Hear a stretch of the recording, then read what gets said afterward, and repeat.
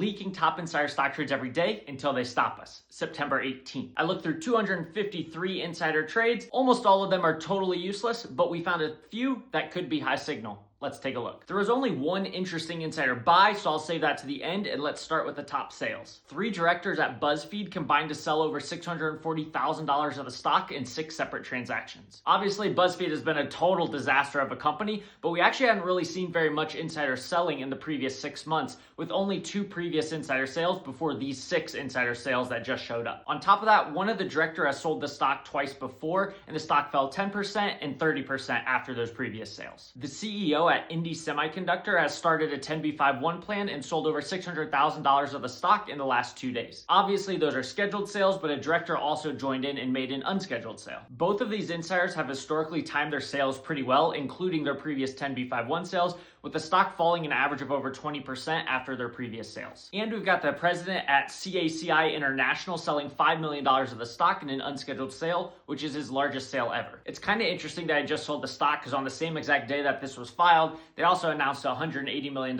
contract with the Air Force, so it's weird that he'd be selling, with contract news coming out. But the 2 previous times he sold, the stock fell over 20% after both sales, so he's timed his sales pretty well. And now for the top buy, we've got the owner of the UFC, TKO Holdings. A director just bought $150,000 of stock after also buying $160,000 back in June, and these are his first 2 ever purchases. On top of that, the company also increased their dividend by over 100%, and they just announced a $1 billion stock buyback program. Plus, stocks in the entertainment industry are on a tear recently, and TKO Holdings itself is also on a tear. So all of this is really just a whole bunch of positive momentum for the stock, and as we know, historically speaking, positive momentum continues to keep being positive for quite a while. Find all the top insider trades at CEOWatcher.com.